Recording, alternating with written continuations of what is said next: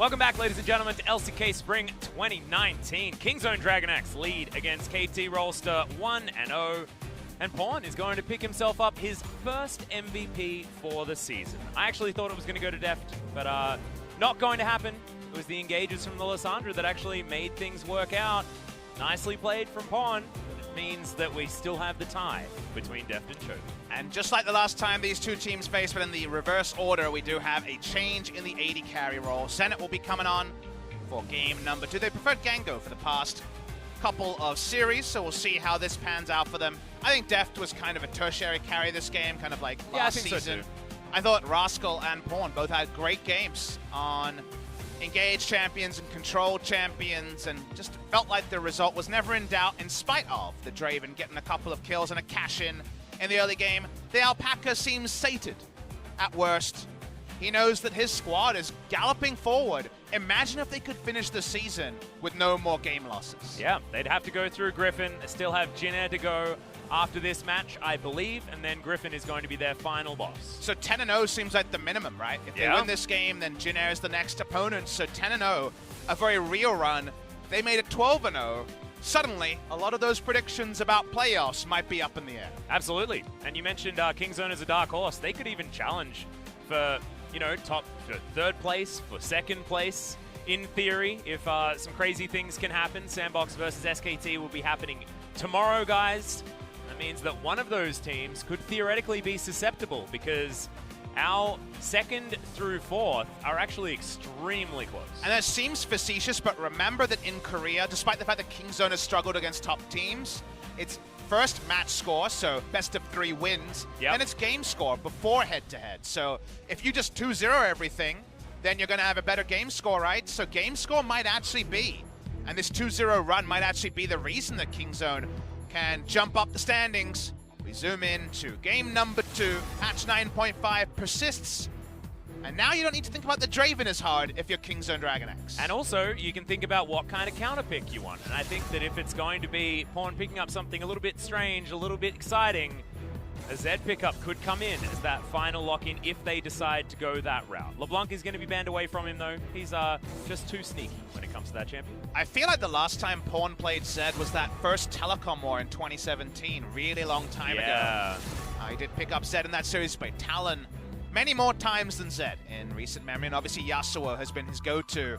And you never know when KZ will say, screw it, Gragas Yasuo in one round of the draft. It can happen at any time. It's always something you're thinking about. KT probably would have loved to have a Gragas in game number 1.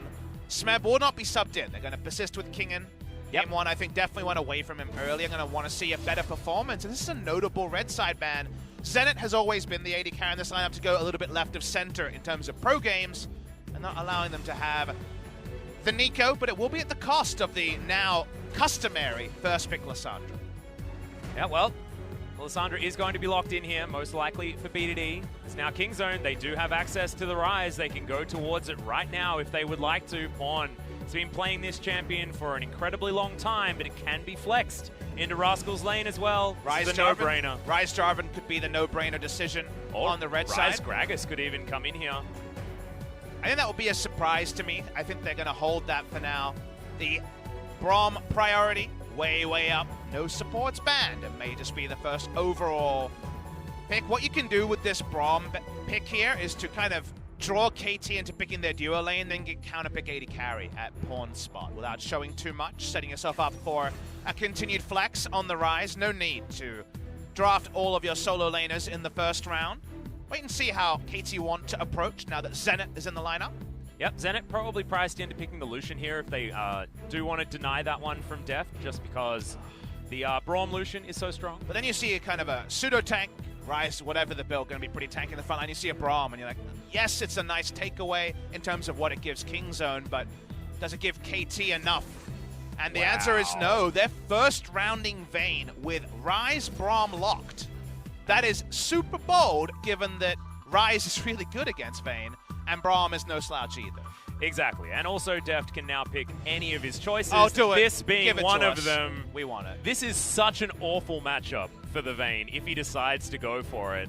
Pawn cycling through a whole lot of different choices that Deft has access to. Kog'Maw is one of his true spirit animals. I love all the best. Oh, Yes! we're doing it. We got it! The Kog'Maw to be locked in here from Deft. So much DPS potential, and yeah, you want to outrange a Vayne. That's a pretty good way to do it. First of the season as well. I'm hyped to see Deft on Kog'Maw.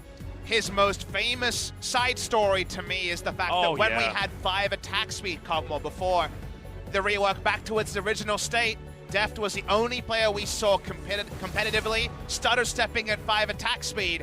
It's much easier on this balance level, but give me that oven Kog'Maw, that mechanical Kog'Maw, and give me Deft's Cog. We get first time of the season for the Kog'Maw. Oh, the oven was one of my favorites. And it's a really good matchup into Vayne as well, because you outrange Vayne for a lot of the laning phase. So unless Vayne's tumbling forward, there ain't no defensive tumbles available against a Kog'Maw. And SnowFlower's going to have to be really fast on these black shields, because otherwise, the Braum, if the Winter's Bite connects, you're getting stunned real damn fast with those concussive blows. You know who does a lot of magic damage and pops support Morgana bubbles as well? Kog'Maw. So no guarantee that one's going to work out. Doesn't look like it's going to be a mid lane Morgana either. Actually, mid lane Morgana's power level on 9.4 is actually pretty high. So I thought we would see Pawn visited at some point, one of his famous picks. You would imagine that we're going to see quite a lot of setup around this Kog'Maw, because we had a Draven 1-threat comp in game number 1. There's Dravens and there's Kog'Maws, and Kog'Maw is that insurance policy that's honestly blue chip. At the end of the day, whatever the meta, if Kog'Maw's there, it works out in the late game. Yep.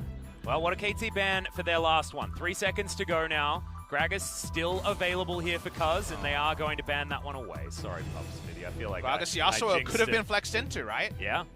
Now on the red side. That's cute. Hovering Draven for no discernible reason. I guess mid lane Kog'Maw could be played if this was to be locked in. Trying to give you information on the hover, but as we expect, it was mostly about the mind games. KingZone looking for a jungler. You don't necessarily want to opt all into late game when you have Kog'Maw in your lineup. I think Kog'Maw's actually really strong in the early game. I'm interested to see where the build goes. Yeah. I feel like Blade of the Ruined King into Ginsu's Rageblade is the understandable choice that you go towards, but certainly a lot of different options here for Deft if you'd like to go there. Trinity Force has been a build. Wits End, like you say, could actually be pretty good if another magic damage threat is locked in on the side of KT. Of course, LS had a lot of words about going for they play the Ruined King against a very squishy lineup, and this looks pretty damn squishy. KT say, okay, are we peeling for the Vayne or are we diving after the Kog'Maw? You have to choose one or the other. If you do neither, you get neither. So they're going to go for the dive, it looks like. Seems like Akali's going to be getting into the back line. We'll wait and see what that lane assignment is. Do they just go for something like an Olaf here to be able to run at the Kog'Maw? We're wondering about it. Olaf's going to be hovered. Choice if it is going to be locked in. Well, Jarvan's banned, right? So they can't just Jarvan into the back line. Oh, wow. Okay, Xin. You can certainly get into the back line, but you're staying there if you're the Xin Zhao. Operation Kill Kog'Maw. And what will be the final prognosis here? You could go for something like Karma and as a mid laner and just poke the Lissandra, then give some nice big shields. How centered around Deft is this comp going to be? This would be a top lane pick into either Lissandra or Akali. Yeah, that will means be the choice. choice. Yeah, heading towards the mid lane most likely. I guess Pawn is a notable Gangplank player of old. However, you're not flexing that one to the mid lane so much these days. So you can see... But this is a tricky one. Because it's not like either of the matchups are god matchups for KingZone in terms of the You can also 1v1. eat oranges out of the Frozen Tomb, which ain't bad. I think mid lane would actually be the safer choice. So I'm actually interested to see what the decision is on the GP lane assignment. None of the lanes here are hard winning for a last pick. The GP just gives them another ult to send bot lane. So with 20 seconds left, we will know if it will be the standard GP top or not. There is the confirmation, so seems like they're happy to give up lane control top side, and without the sustain, the hope that Kingen will never have a health bar advantage. Look for the turret dive post 6. Yeah, you can also get your barrels into the Shroud as well. So theoretically, Akali isn't safe just by pressing W. I can understand that one. Plus, Rascal did play some pretty good GP in the last matchup that we saw. So it's a creative draft, but here on the side of KT Rolster, it is going all in or it is going home. And to me, this game should play out in a linear fashion. I think if you're Kingen and score, you attack top side and kill the GP. Trying to actually make them pay for a very squishy top laner. And the moment that you go GP into a matchup that's not like a winning matchup for GP, it's not Poppy or Shen or these matchups where GP can do very well, I think you're saying Rek'Sai jungles bot side and GP ults bot side, and you try to get leads around the Kog'Maw. So will it be battle lines are drawn in draft like my first instinct, or will we try to subvert them for KT or KingZone? Yeah, and also you've got a very stable mid lane as well in this Ryze pickup, and the Ryze into Lissandra matchup we saw in our first series of the night, which was one of the fastest that we've had so far this season. Goes pretty damn well for the Ryze. See what happens here as we get into game number 2, KT versus KingZone.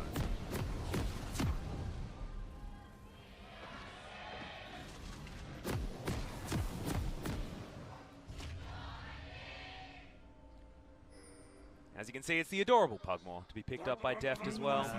You're not a fan, are you? No.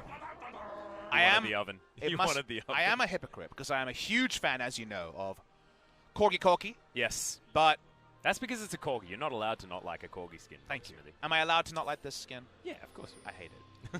Why couldn't he go for his adorable oven Kog'Maw? What about the butterfly Kog'Maw? No, I'm all about Battlecast when it comes to Deft. That was his skin when I loved casting him back in the LPL 2015 spring. A lot of oven Kog'Maw.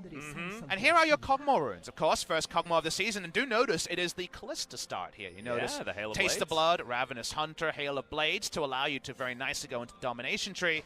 This is very much saying, yep, not the best laner. Well, not the worst time to pick it into Vayne and Morgana, and also the insurance of first cleanse and then about as much sustain as possible. Because if you want to have a reliable champion to taste the blood in the 2v2 lane, look no further than Kog'Maw pressing W. Yeah, precisely. And pressing W with Hail of Blades just feels like synergy like you would not believe. All right, well, KingZone going to start off this laning phase, and both of these champions not exactly great laners, which is why the Kog'Maw was picked into this vein. Feel like you can relatively safely get through the laning phase. Sad news, the 7-game streak has been abated. Not the win streak, but the now unique champions for Rascal. He's returned to the GP. This man does have limits after all. You're going to be very reliably proccing Hail of Blades. That step was really nice. Yeah, exactly. You press your first W, and the next 2 autos come out so quickly, and you're guaranteed to have the range, right, with how long that buff duration is on the Bioarcane Barrage. Kingen has to use his potion very early in this lane, as you can see. He does have the fleet footwork to keep the Akali alive. Every time I say Bioarcane Barrage, I check myself on whether that's the ult or the W, but I remember Living Artillery. Yeah, Living Artillery, that's the ultimate. Turns out, didn't prep too much Kog'Maw for today. But as I exclaimed, very happy Where to was see your it back. caustic spittle? Come on, Papa Smithy. I'm sorry, I was thinking Jinx would be the way forward. Yeah. Rascal last picked the GP for himself. We wondered if Pawn, who is kind of our most notable mid-lane GP player, with GBM no longer in Korea, would be visiting that mid-lane pick, and you could kind of understand it, trying to farm out and not die against Lissandra. We'll see how the Resolve Tree GP does, is if he can battle for the early part and there's no sustain coming in on this Akali, you still feel like kill threat's going to be unbelievable with ganks post-6, but maybe in the laning phase you can go CS for CS. Well, right now, you can see Rascal's having a great time up there towards the top side. No Klepto, so not going to have that extra gold income as Pawn clears out the minion wave very, very effectively, but he is going to be a little bit behind as he rushed. A little bit. Scores here nice and early. We'll know no counter gank is happening, given how long he's waiting for this eventual just kill the GP. And thank you to the Observer, notes that Orange is apparently off-season. Yeah, not actually having it up, and has to flash very, very quickly to get out of audacious charge range. Now finally has some oranges to eat, but probably would have liked them a little earlier. I'm going to be honest, Atlas. I've actually had something that I'm sure you've observed, because you came straight from Australia when you came over to Korea. I was in Dubai for a bit, but the point still stands true. We actually have seasons when it comes to fruit in Korea. We can't just get the fruit we want at all times of the year like it's so easy to in Australia. So strawberry season about to end over here. I think all the ripe strawberries about to go out. Apparently orange season when it comes to these GPs. Yeah. It's off season for now, but it'll come in later. Thankfully, it did come in at level 4. So Score's going to sneak around, look for another gank. Got the flash before, so looking to try and make this one happen again. And you can see GP very susceptible to these ganks. He does need to walk up a bit further. Shout out to Reddit user LW94, who had a career retrospective on the 1,000 kills as we go top lane. Yeah, there's the flash audacious charge. Rascal doesn't even eat oranges in time, but does eventually pick them up. The last poke going to come in, and Score will get first blood, top side of the map. We knew GP would be an endangered species, but pre-6, the first kill comes out after the camp is extended by score. That's why we were a bit incredulous about the GP draft. What I wanted to get to is that 15-4 is that history we saw on screen when it comes to Deft's Kog'Maw. It is right up there with the Jinx as his true spirit animal. Yeah. Get him on any sort of hyper carry, and it feels like Deft is having a great time. Feels like his Ezreal, as far as, you know, what makes Deft the player that he is one of the exceptions to that particular rule, because otherwise it's champions like Sivir, Kog'Maw, and Jinx that really feel synonymous with this player. And if Akali, Xin get enough kills, maybe one of them finds their way onto Deft. Think about how KT lost the previous game. KingZone used their gold lead to add members who had threat on Draven, but often it was one person dived in, maybe got a flash, maybe got some positioning, then darted out. Then another member came in, quite a multiple dominoes to take down the Draven. If you get fed enough on these diving assassins and Deft gets no space, maybe the comp of KingZone falls apart. So kills going on to Xin, Lissandra, or Akali could have big inroads if they can actually make this pug stay on a leash and go down in the late game. Yeah, well, we'll see whether they can. At the moment, you can see Rascal's actually made his way back into this lane very effectively, but no teleport used from Kingen, so holds on to that for an extra back timing that he can come in with. Like that our long-standing AD carries in a blind pick Vayne meta that seems to be on top of us, dusting over some of these old picks that, you know, in different metas are unusable. Yeah. Kog'Maw comes back, and as a sometimes champion, I'm happy to see it. I'm happy to see it as well, and actually, I don't mind this particular chroma of the Kog'Maw skin either, so I'm not exactly in your camp. I'm okay with it. There's no Sona in Kog'Maw, but it's pretty. Look at our balance on the caster desk. If we were in agreement about everything, it'd be boring, Atlas. Yeah, that's true. That's true. This is where we create the flavor with our skin choices. Because BDD's got a terrible one. He's decided to go for no skin at all. His best FLICKR impression. Yep. Who needs skins, he says. SnowFlower's in it. Thoroughly disagreeing. Yep. You got some fancy ones. Hextech Vayne, one that's quite difficult to get your hands onto. It's a Rascal. Otherwise, Akali has not been able to extend her lead to a CS lead, and Rascal continues to farm it out. Didn't miss a lot of farm, obviously. After his death, Deft, like we noted, went for rune choices for laning phase. Hail of Blades, Taste the Blood, Ravenous Hunter, all useful in the laning phase. And in a good matchup already for the Kog'Maw, it's extended to about a 1.5 minion wave advantage in the bot side. Yeah, and also having lane control enough to get Deft. A pretty nice back timing is that whole wave needs to be dealt with there by Zenit and SnowFlower, so he goes back, almost completes his recurve bow as well as the Bilgewater Cutlass. So another tool that the Kog'Maw will have available to him in order to hold back his attackers. I don't think any build gets Deft through unscathed, though. His peel is largely going to be Braum. It feels like everyone else is going to have other agendas. Yeah, and I think it's Cannon Barrage as well is going to be very important.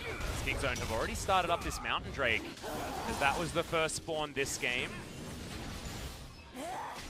Seems like no answer on the bot side. Priority around the Kog'Maw lane is a specific thing, but this is the game, like you identified, Atlas, where they could translate the Hail of Blades into that sort of control. KT spinning the map, going to be happy to go top side. The timer here is important. You make this play 2 minutes in the future, and the Rift Herald is on the offering on the top side, but now it's just going to be a red buff steal and probably just a red buff trade and just a straight up Drake win.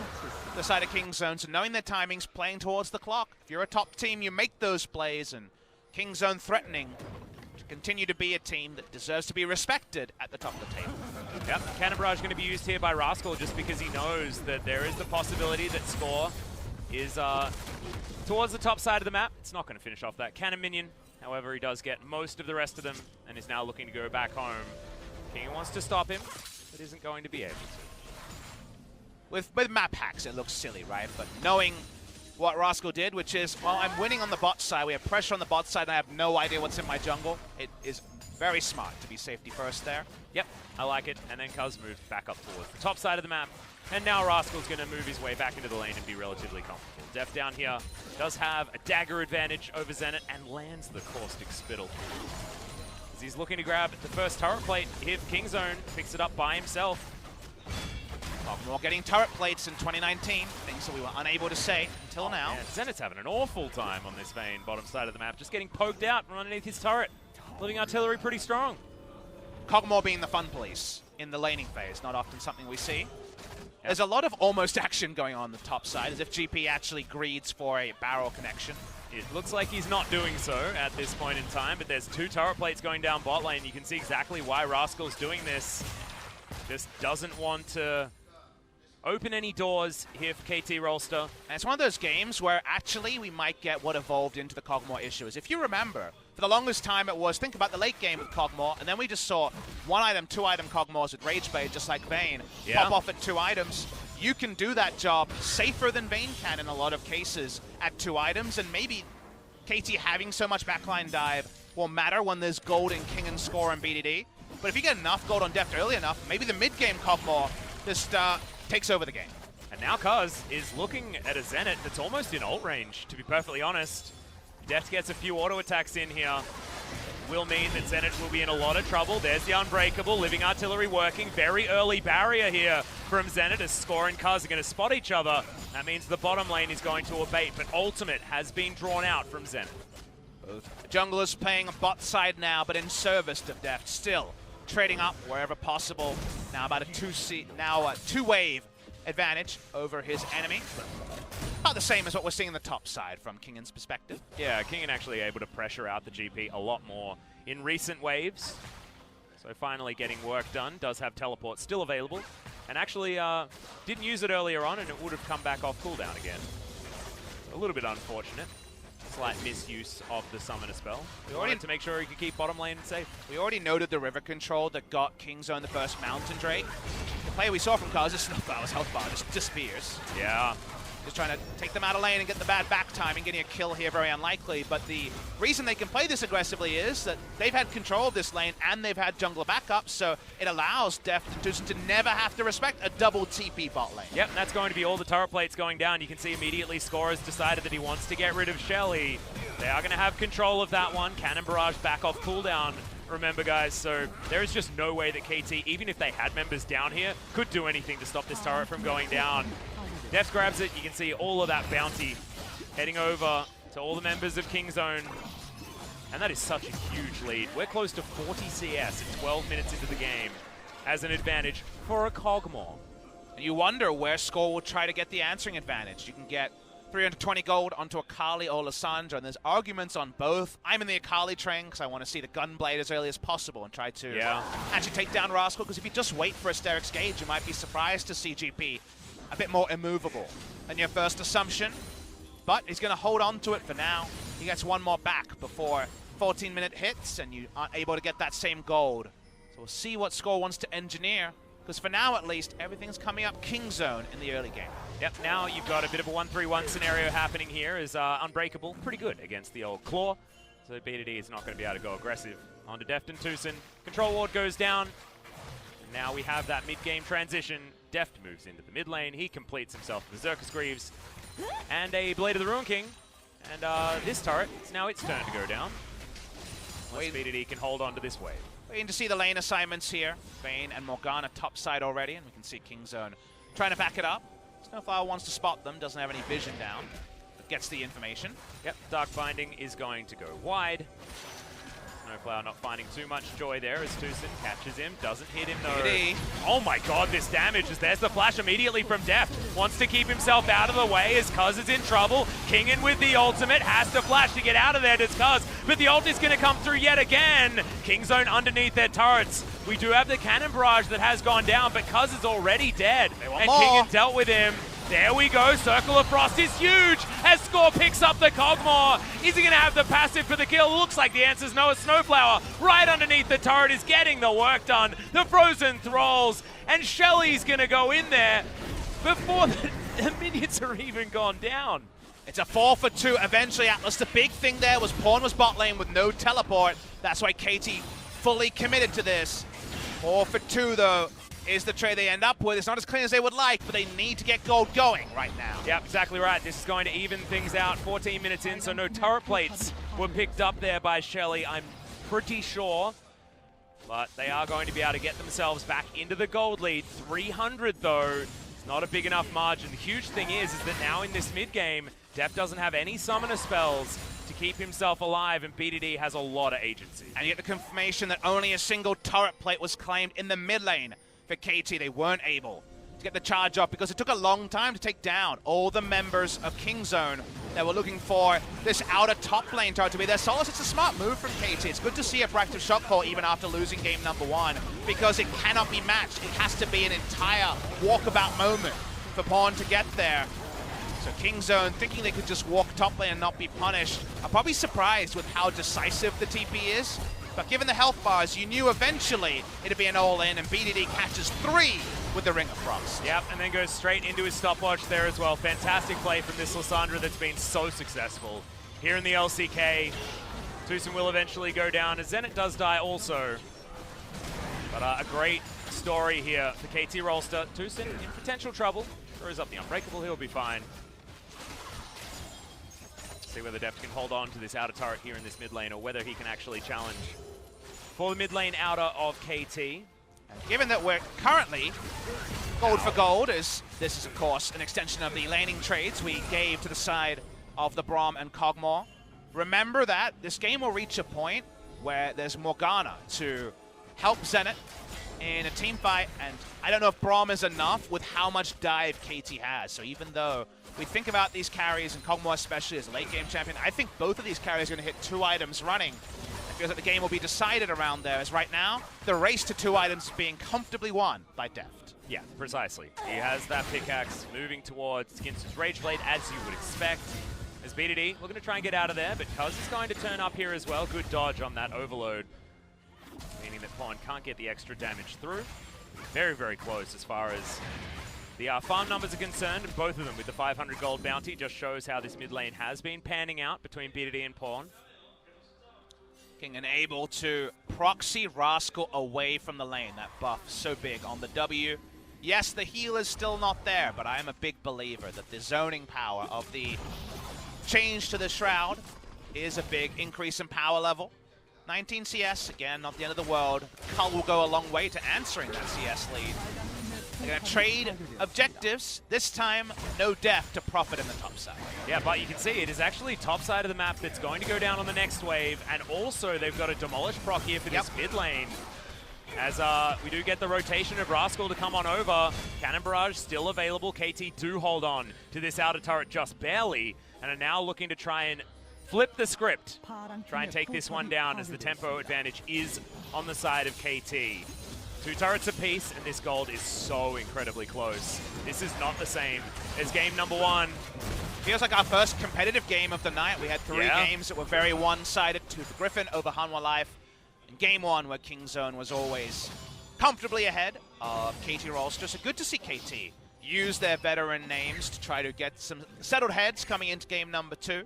Score being the one that's really been able to push KT Rolster forward 3-0-1. 600 gold bounty for himself as well from the jungle. And I want to mention that we haven't seen much of Xin Zhao versus Kog'Maw since Xin Zhao's ult was changed, but Xin Zhao should be able to, with soon-to-be Sterix Gage, dive in, threaten, but not die leaving the fight, because he will have that Crescent Sweep AoE damage mitigation from the long-range Kog'Maw. So he's actually able to get in Kog'Maw's face, get a summoner, and probably not die on the way out. And you can count the champions who can do that on one hand when it comes to melee champions with some engage. Well, you can see Deft, he's very close to 2,000 gold ahead of Zenit. So this Kog'Maw is going to need to be dealt with. So I'm very glad that Score does have some options as far as keeping him alive in these engagements, because now 2-item Kog'Maw is on the Rift. And it's getting real scary if you're a KT fan. He uses the stats even better than Vayne, because the AP scalings are very decent on Kog'Maw's kit and entirely absent for Zenit. Zenit already couldn't walk up to Kog'Maw, and that is certainly true here. Ow. That's one auto. Yeah, it hurts. It hurts to watch, as he's going to stack up the Ginsus, and then basically you just can't walk towards it, because he presses W and you die. Score looking to go aggressive, but you can see this is one scary pug roaming around this mid lane. It's a rabid pug. Yeah. Different thing in competitive play, but something that is very hard to deal with. Kingen coming from the flank will be spotted on plenty of wards, put down. KingZone no. Whether you got a Kog'Maw or a Vayne, it's all about warding your flanks. They are there. Yeah, that control ward's actually doing a lot of work here for KT. As you can see, it comes back up as Deft is trying to clear out the minion waves. Does have a heck of a lot of mana, so those living artilleries aren't too expensive. Trinity Force is done here for Rascal. He'll start to be relevant as this game goes on. looking for his Hex Drinker so that he can stand in a side lane. Dark Binding is going to move past TusiN. But you'll accept CS for CS if no Rageblade. Vayne is trading CS with a Cogmore, who's very safe in this mid lane, but no more. BD gliding in defensively. Ooh, nice barrel. Does actually land there as the Living Artilleries are sure to follow. Deft going to avoid the Dark Binding. Cuzz keeping score away from this sideline. We're looking for our second Mountain Drake if you're a KingZone fan. KingZone have vision control and tremor sense, so that's why they were so safe in their mid lane play. Kingen starts to walk up. Cuzz actually on a flank.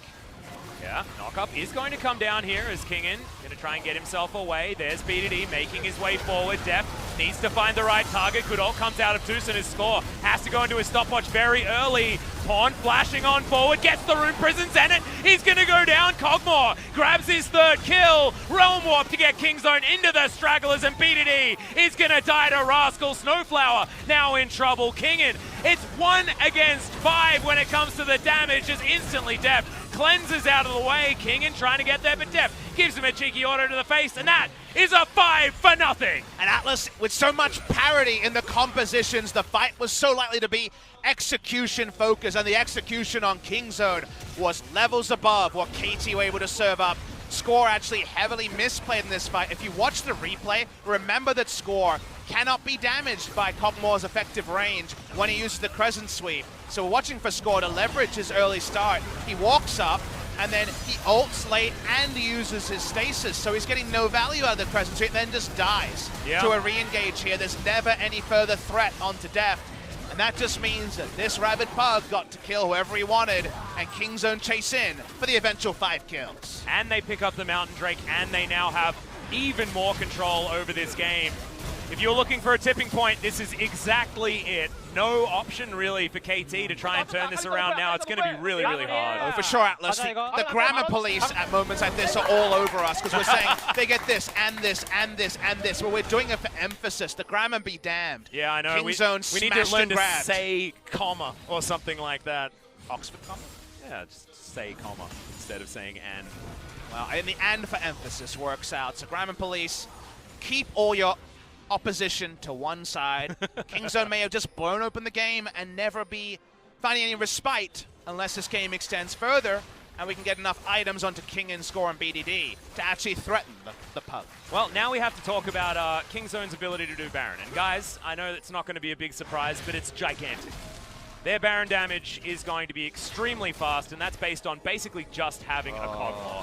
As they're going to go for it right now. Look at that, close to 4,000 damage in comparison to the 317 that the Vayne was able to do. And look at this Baron melt. The Cannon Barrage is there. Score's just not able to get into this pit. Cuzz locks that one down. SnowFlower's already basically dead just because they had to walk through the ultimate. The Crescent Sweep is going to wear off. That's a Prey Seeker that locks down the kill, and this could just be another ace.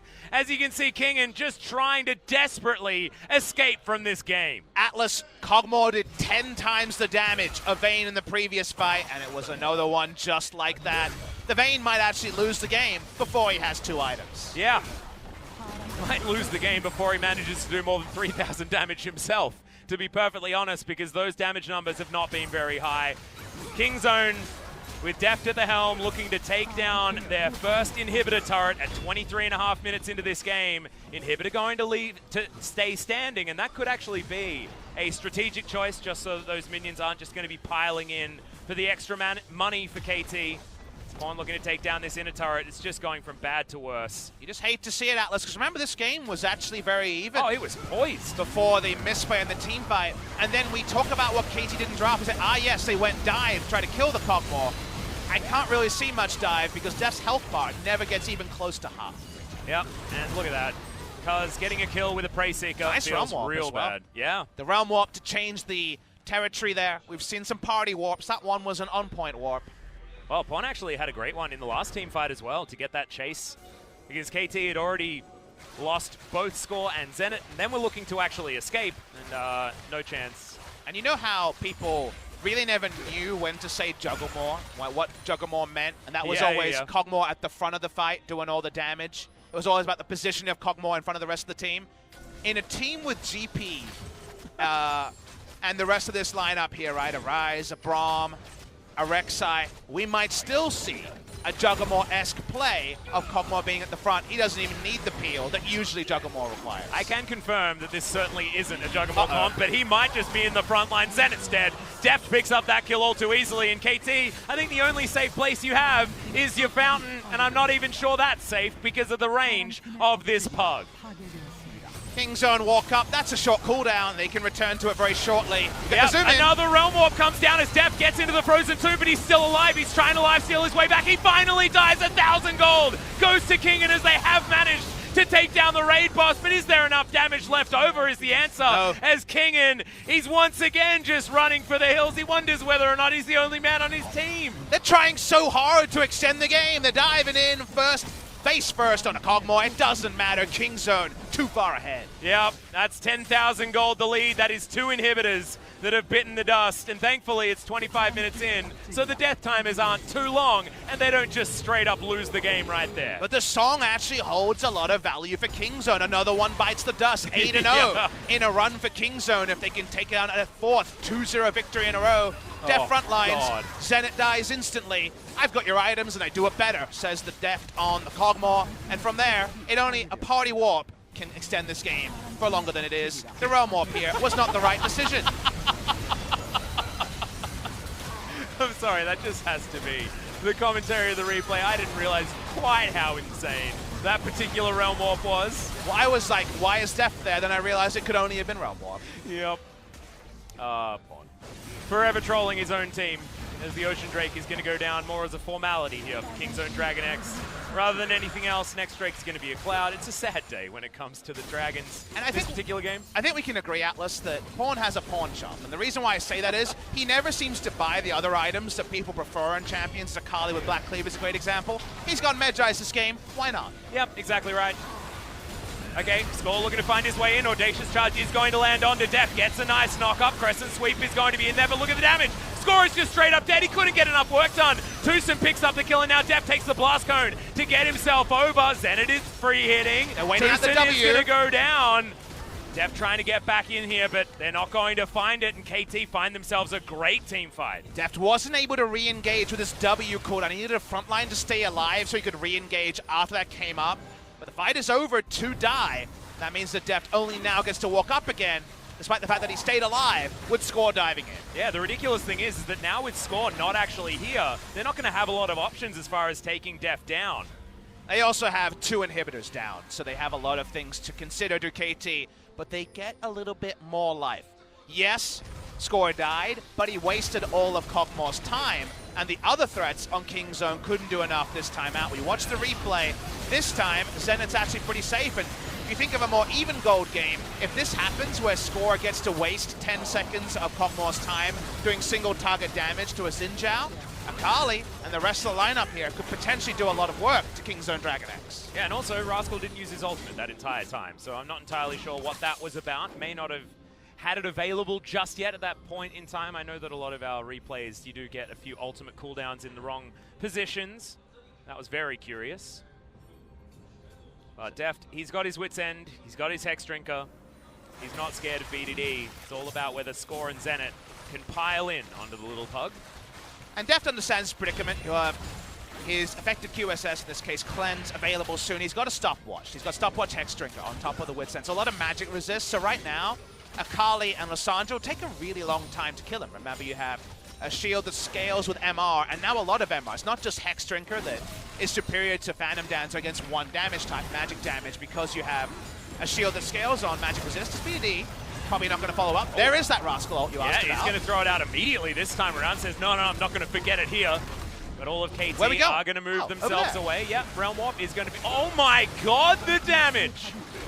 Okay, the Baron's dead, guys. It didn't start dead, but it almost looked like it did. We see fade-away abilities. That was a fade-away Baron on KingZone. They don't care about your jump shots. They're dunking the Baron in half a second. There's no minion wave, but they roll back up and say, what about now? Yep, they're just having a great time. By the looks of things. It feels like they're the anime protagonist pre and post powering up. They had their powering up episode, you know, they went off and powered up for a couple of episodes, and now they're at full power. Yeah, I'm pretty sure each of Deft's auto attacks is a Spirit Bomb. So I think that the analogy works out very, very well there, Papa Smithy. SnowFlower going to get slowed down by the Winter's Bite. Cuzz looking for it. BD finds the backline, score as well. He's going to jump onto Deft. He does go into his stopwatch here as the Crescent Sweep is going to wear off. Deft survives for a long time, but eventually does fall down. But Pawn still alive, still doing the damage as Score is in trouble. Cuzz now looking to find his way in, but Zenit is kiting this one out. He's looking for the pentakill. The Quadra does come in, and Cuzz is going to deny it. Does have himself the Guardian Angel. He'd take a lot of killing, but Zenit, have we turned it around for KT? And have KingZone with their Realm Warp that Deft died the first time actually brought enough gold back in the game for Zenit to go with their original analysis and have some options in team fights to take this one over, because Zenit is never under threat in this fight, and Deft very quickly has to start to deal with his defensive tools. Yeah, this is a huge problem. There's no peel for him. That's just what happens when Akali dives in. The rest of the threats dive in. And meanwhile, Zenit, at this point you might say, okay, Zenit's out of the fight, but the Black Shield is still on, and there's no more threat on him. His Rage Blade is fully stacked, and every 2 seconds, people be dying. Yeah, absolutely fantastic stuff. We're going to zoom in on Zenit now, who has himself a kill bounty. 6-4-4 now. He's still behind in gold, but it's getting real close. He needed a government bailout. He got the government bailout, and he's not going to be Busto. He seems to actually be ready to use that money to make this game competitive until the last. Yeah, it's looking like Deft is going to actually need to build a Mercurius Scimitar for 3 different magic resist sources, but he needs the QSS, I think. Kind of wants a Hurricane. He has a build that doesn't scale that well because, of course, it's not going to have Infinity Edge, Critical Strike, and attack damage in the build without some rejiggering, and that's a later thing, right? That might come later. I wonder what the final item will be. GA would be the ultra defensive. Hurricane would give him the most ability to spread on-hit damage, so I think the Hurricane is necessary. If you go GA and you still aren't able to spread damage, maybe there's a trade-off where KingZone do actually lose this game. The gold leads 8,000. When you see Vayne free hitting, you're not sure it matters. And also Zenit just built an outright GA himself, so he's found item parity and he has some better items by the looks of things. This definitely feels like a solo queue game where Vayne got randomly fed. Yes. He was 0-3-3. Yep. It's one of those late games that you get to and it's like, well, I mean, how do we lose this game? And the answer is, you feed Zenit a quadra kill, and there's a chance the KT come back in this one. Outer turret in the mid lane is going to be taken there by Kingen. He's trying to get all the standing gold that they can. 4 minutes on that Elder Drake. And maybe you need Elder to be the god of damage from range on the Kog'Maw, and for the other members to have teeth, you know, to have fangs, because the Elder with 5 stacks is crazy true damage. Right now, things are feeling much more balanced for the lineup of KingZone. They're definitely in comms going to be worried about the predicament they're in. Yeah, and Cuzz needs to stand down here. He's the only one that had the Baron buff. It is just wearing off. So this next wave is going to be more difficult to get these minions towards this turret and keep them alive. Score is just waiting, biding his time to get in and try and challenge. Cannon Barrage is going to come through. That's going to guarantee the turret as BDD has to ult himself. That means that that's not going to be a tool that's available. Still slowed, has to claw to get out. Wind becomes lightning. Score is going to try and get some poke damage, but they're going to lose their last inhibitor turret. And this inhibitor is going to follow as well. Important thing about the timing, though. Party warp. They want to get 2 inhibitors here minimum. Yep, Claw is going to come in. TusiN blocks it. BDD not going to follow up. Zenit at about half health. Kingen looking for the flank. Rascal gonna have to flash to get out of the way. The E is going to be avoided as Kingen not going to be able to re-engage. KingZone still looking for it. Zenit has the ult on cooldown. If KingZone commit to a fight where Zenit comes in with his Rage Blade stacked, they will lose it, Atlas. Yep. Zenit now doesn't have final hour. That's going to be very important for this next one. Barrels getting dealt with, but as is this inhibitor. Score in trouble. BDD gets exhausted, has to ult himself. Kingen has found the backline. Audacious charge from Score gets him in there as well as Deft is able to limp away. Kingen trying to get on top of him, but it's Rascal that finishes it off. BDD in the backline. Pawn is just being ignored, and it's a double kill for the Gangplank. KingZone, they routed them, and Deft is barely able to survive. They needed a team fight like that. They needed execution because this game was oh so close. Can they end the game here? They need a TP back from Rascal. Yeah, well, Zenit's now trying to do it. He's trying to be that one-man army. He goes into the GA. I just think that it's too little too late. Doesn't have enough buttons left, and Deft is going to put him in the grave. This is going to be the KingZone 2-0. KT made it interesting, but the Nexus will fall down for the 8th time in a row for KingZone DragonX. And while KingZone continue that clean win streak, they learn a story that your mom told you many moons ago. Don't play with your food. They played with their food, Atlas, and 0-3 Vayne suddenly became Headache Vayne.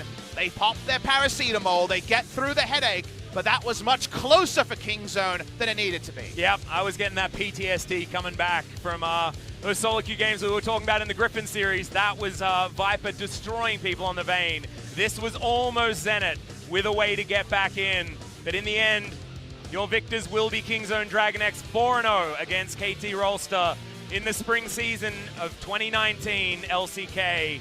A beautiful performance from these guys, and they only look to be getting better as these games go on. I feel like we're looking towards the top side of the map, though, for where the things have really started to improve. Yes, this game was about, you know, Rascal getting camped, having a poor time. It was get behind the Cogmore to win the game.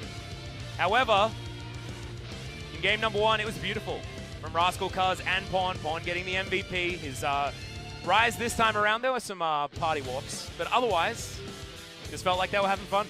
If you're KingZone, you could, if you want to be glass half full, say game 1 clean, game 2 one VOD review moment where they're too bold, where they realm warp, and otherwise the game kind of went away from them from their own mistake. This was an unforced error if you're a tennis fan when it came to the realm warp that actually extended the game too long. From there, you could say, all right, don't do that again and things will be fine. But yeah. All we can say is, did look mortal by the end, did require a bit of a rallying call to get back in. When it comes to the overall standings, though, they're 8-0. Deft gets his personal milestone. We'll wait and see if he actually is granted an MVP to extend his lead over Chovy, right now neck and neck at 1,100 points. But 1,000 kills, the 9th player to do so. KingZone DragonX at 2-0. And that means their game score, they will move right now to 11-5 plus 12. If Sandbox beat SKT, they would be plus 12 same game score. Very likely that someone falls below plus 12. In fact, I believe impossible exactly for that not right. to happen. So the loser of SKT versus Sandbox will fall below KingZone. That is the world we live in. It's exactly how it is right now. And all of these 2-0s are what put KingZone into that position.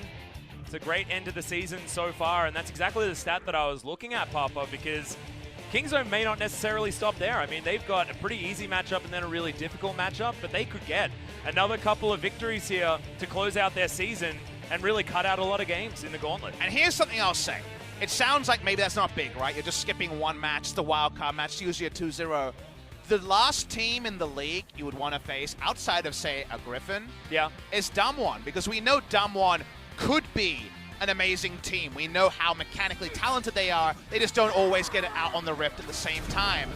They're a team where preparation for them is it Noggery, is it Flame? The headaches of facing Damwon in a best of 3, not even a best of 5, where you may be able to outlast them, are something you want to avoid as much as possible. Yeah, exactly. You can see how close Deft came to death in that last fight. Rascal getting the slow from the barrel, and then Kingen had no other ways to actually keep himself alive. You can see Score tried to get in with the W there, just not quite enough to do it. And Deft survives and they win the game. That last team fight was much closer than it could have been, because we thought that that was just going to snowball out. There was that first Dragon fight, and that felt like KingZone were going to be able to take control, but to KT's credit, they did manage to get that quadra kill onto Zenit. The problem is, KT have had a lot of close losses recently, but their predicament is now confirmed. They are now same games played as a FLICKR Gen G, and they are now going to be 15 games played, 4-11, same score as Gen G, but -14 to the -11 game score of Gen G. That means game score working against them. They've got the Jin Air series, so that's the one that might actually be important. Gen G probably will have to, but even if they win, right? Yeah. They'll still be on the same match win, so we're getting to a tricky point where game score might be the reason that KT have to play relegation. Yep, it's looking like KT Rolster are going to be down there, and I stutter on my words purely because I don't think anyone was prepared to say something like that. But when team fights like this happen, when KingZone DragonX looks so dominant, this Realm Warp was absolutely beautiful from Pawn, but you can see Deft just did so much damage. Until they throw a team fight and suddenly Vayne has the threats around her like we predicted she should, based on the drop. Now, it didn't matter. They were just able to close out the game, but this particular round warp was a party warp. You did not want to make this play. The game only extended because they were too bold playing with their food. Yeah, and also Rascal didn't make it into the realm warp as well, which I think might have been a mistake. However, I think the realm warp itself was just not a great idea.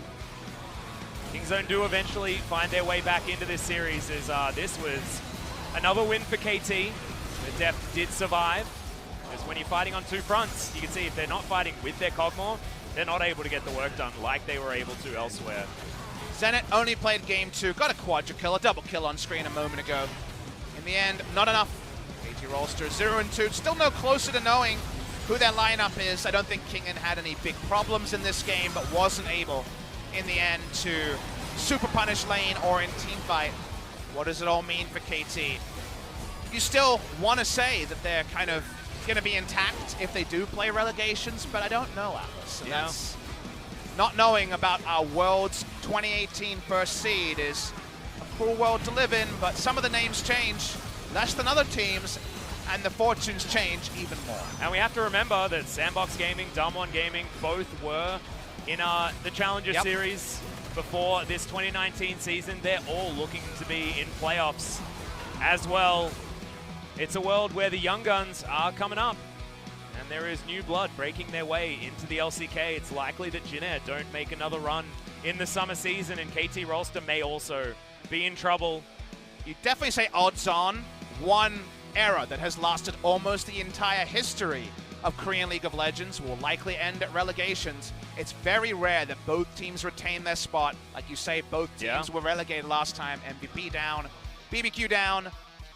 Yeah, there's not a lot of rebounding to do. I don't think the power level of any one team in Challengers is super high. I think APK is on a great streak, but I could see them tripping to potentially one of the teams around. But two of the teams, maybe not, as Deft does pick up his 12th MVP of the season. 12 is my favorite number. Deft at times been one of my favorite players. Well deserved here for Deft, and that means he has that one-game buffer over Chovy. Yeah, exactly. So 1100 is what Chovy's on, so 1200 out in front for the MVP points, and he could pick up some more in the next couple of games as well. But Chovy as well has that chance to do so. You can see it right here. Number one, I'm just so glad that Deft is getting his time in the sun for this season. Thought he played extraordinarily well towards the end of the LCK season in 2018, and then had a pretty horrible time at Worlds. So wants to get himself a little bit of that redemption. Fans of change will want Deft to win because we have only ever had top and mid laners win the MVP. Season MVP has never been won by an AD carry, support, or jungler. Yeah, which is absolutely insane. Well, we're going to hear from Pawn and Deft, our two boys that came back from China and joined KT Rolster now on KingZone. So let's throw it over to Ji-sun for some translation. Thank you very much, guys. This is Ji-sun with the interview translation, and congratulations to Pawn and Deft picking up the 2-0 victory. So how do you feel about picking the first MVP of the split, Pawn? After the first set, I knew that I did quite well, but at the same time, Deft got his 1,000 kills, so I didn't expect it to be the MVP. But since I got the MVP, I thought that they're really fair and they know what's going on. Yeah, Pawn, you did miss a lot of MVPs even though you were performing so well, so were you sad back in the days?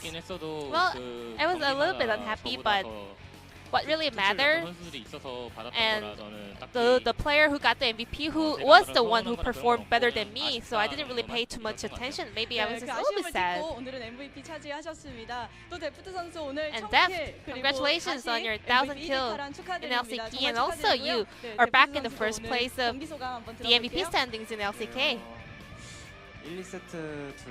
In both games, well, I personally think that I made a lot of mistakes, so even though we got the win, I don't feel that happy. Well,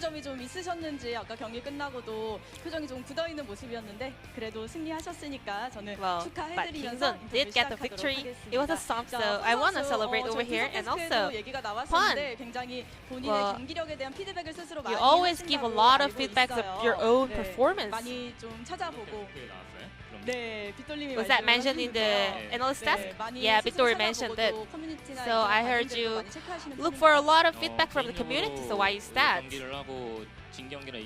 Whenever I do a game, I want to just check out what I did well, what I did bad, so I am always trying to give feedback to myself.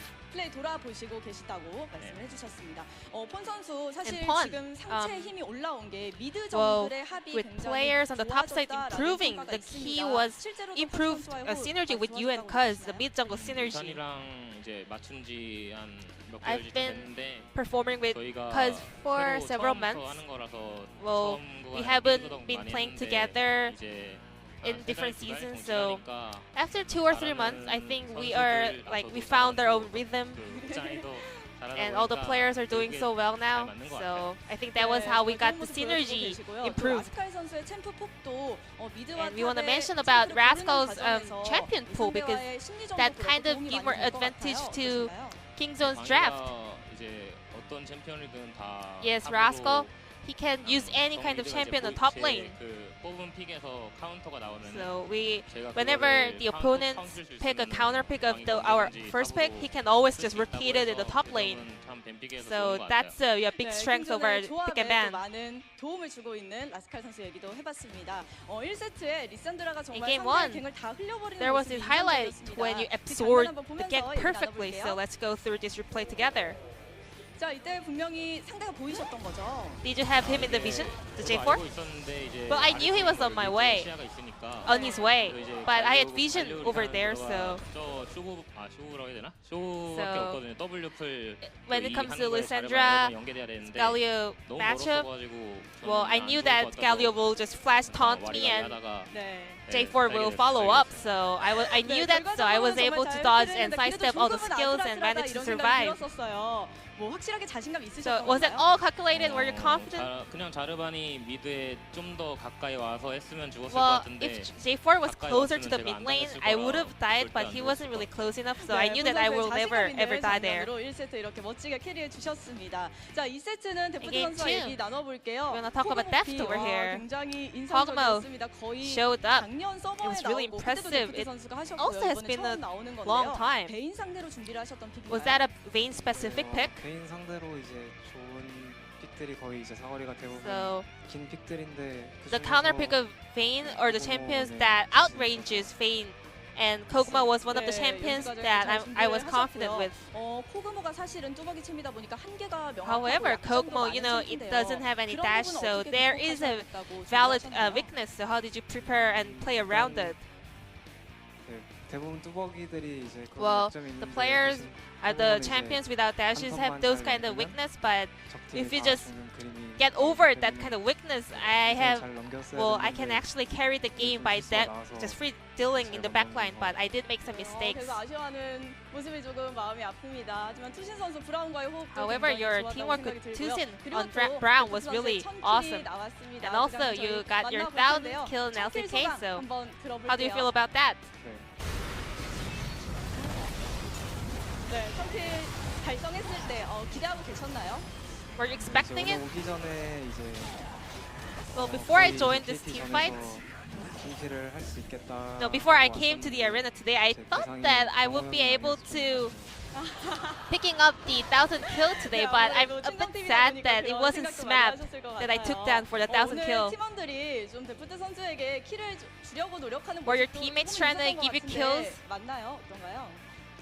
일단 게임에 Well, in game? 들어가서는 다들 일단 이기는 게 Well, 제일 actually, what really 중요해서 matters is winning the 네, game. 딱히 저를 Well, so we didn't really pay attention of giving kills to me. 원딜이어서 주지 않았을까. Maybe I was just AD carry and I was able to pick up the kills. 그리고 2세트 정말 킹존이 유리하게 가져가다가 Game 2, KingZone was in a big lead. 몇 번의 실수가 However, there were a bit of a 있었어요. mistakes 팬분들 많이 궁금해하실 and sloppy 텐데 아까 moments. 상대 집에서 라이즈 공을 타는 Especially 장면이 있었는데 you guys 근데 5명이 다 같이 were on the 진입을 Rise 하려고 Ultimate. 했던 건가요? 손 선수 At near the enemy nexus, this is the moment. 긴박한 상황이다 보니까 이때 상황이 텐션이 좀 너무 Well, 올라가 this was a 있었어요. very close moment, so 그래서 our 이제 tension was a 우리 bit high. 미드를 쌍둥이까지 할 수 있을 것 같다 이렇게 나왔는데 So we actually had a communication that we will be able to take down the Nexus turrets, but So we were trying to just bring the minions and take down the turrets and zone them out. But we had a bit of a miscommunication, so all 5 members just took the bomb warp, so that kind of went wrong. So I think it's my bad. I should have been more clear about giving shot calls. KingZone was huge in a huge lead, so that didn't really affect the game much. And Pawn, this was your first MVP, and Deft, this was your day of 1,000 kill in LCK, so it's a very celebrative moment, so please give a warm round of applause. And your next opponent will be a FLICKR. FLICKR, they are back in their form, so how are you going to prepare for that match? Well, in Africa, there are a lot of my former teammates, like Yuka and Sun. If I were not sick back in the seasons, they wouldn't have been able to even perform on stage, so I'm going to show what I've got to them. And what about you, Dev? You're wearing a small green on your face. How are you going to prepare for the Africa series? Well, those players who are not sharing position with me, so I'm just gonna do my best to win that game. Can you expect something more like Kogmas and Pocket Picks? Yeah, if I have any situation to play. Any picks are available. So all 5 players have picked up MVP in KingZone, so it kind of implies that all KingZone players are flawless. So this will be the interview with Pawn and Deft from KingZone, and I'm going to pass it back to our casters. Thank you. Thank you so much, Ji-sun. Fantastic to hear from Pawn and Deft, and there's a notable difference in how Pawn is talking. He's not quite the arrogant force that he often is. He was speaking real humbly there. I mean, I didn't take that from it because he basically said those were my old teammates and they would never have played. Oh, in that smack talk, yes. That was but some before good smack that, talk. like his talk about feedback and things like that, it's not what I was expecting out of Pawn. I made a 50-50 from him. I must admit, I once again watched a Deft interview where if you think about it as him being a sentient alpaca, it makes more sense. That's just how Deft is. He is the alpaca at all moments, and well, his bloodthirst has yielded 1,000 domestic kills in Korea, plenty of titles over in China as well. So that's one carnivorous alpaca, absolutely. That's a scary thought. Yeah, there certainly hasn't been that kind of alpaca in the alpacas that I've seen. As we take a look at the standings once again, you can see playoffs still confirmed. After that one, not actually going to change too much about the standings, though, to be perfectly honest. We need to see more from Damwon Gaming and Hanwha Life to see whether or not Damwon are going to guarantee 5th place for themselves. If Gen G beat a FLICKR, I think KT is screwed. It's going to be very hard for them to reach 5 match wins. And right now, their best hope is that a FLICKR beats Gen G.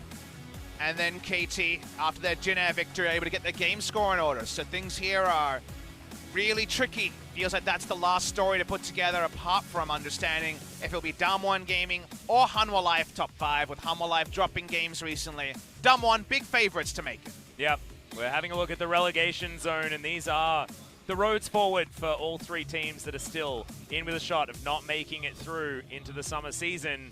Jin Air is the winnable match. After that, you're playing spoiler for someone probably, right? Yeah. Feels like if they can take down anyone, it'll be Hanwha Life, but back-to-back must-win series for KT. If they do not win both, they don't get out of relegation. And if they win both, it might still not go their way.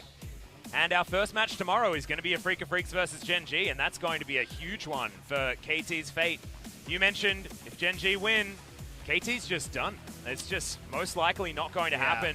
Not mathematically, but given where they're at. I have to agree, Atlas, and you and I will be back tomorrow. We will. I understand FLICKR versus Gen G, and then suddenly a match that is not necessarily a guarantee of 2nd place, but it's close to it. SKT, Sandbox, and KingZone seem like the teams vying for skipping a best of 3 and a best of 5. Well, one of these teams is going to be 2nd. The other one will be 4th as this game concludes. So an incredibly meaningful 2nd match of the night. You definitely don't want to miss that. But I know you guys have probably already got your SKT games penciled into your calendar, wanting to see the Dream Team in action Them up against Sandbox is a huge matchup. Well, and that's everything for tonight, Atlas. Interesting games. It was 2-0, 2-0. Some good moments for KT, but KingZone too good. Yep, KingZone were too good. Griffin were definitely too good before that.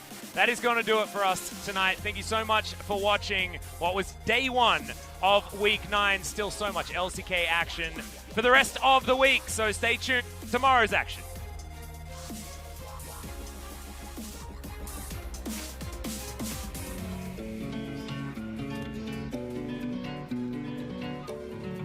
You take me higher when I feel low. Make my world brighter when I'm alone. I keep on rolling, all with your fuel. You're like my gasoline that makes my dream come true.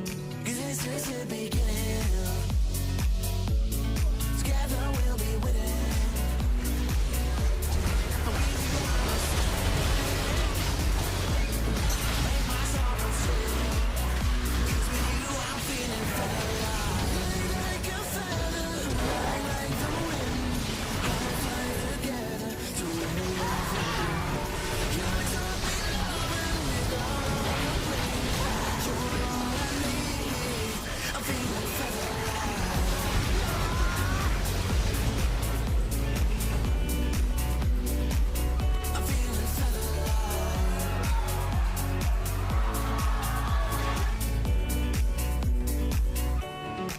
You're my desire, my cookie dough.